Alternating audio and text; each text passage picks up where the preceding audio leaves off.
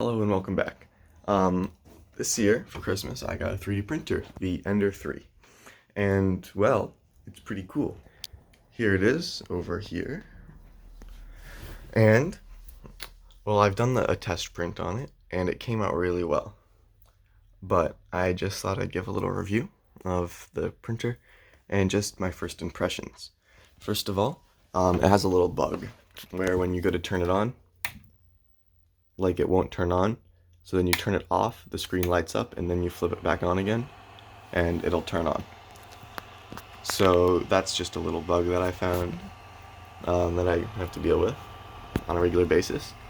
Otherwise, the test print I did came out really well. Not much else to say about that, but I plan on making some videos about it and 3D printing some stuff and designing and whatnot. So, yeah, that's really it. I haven't uploaded for a while, so I thought I'd just give a little update, show what I'll be doing in the future, and just what's going on.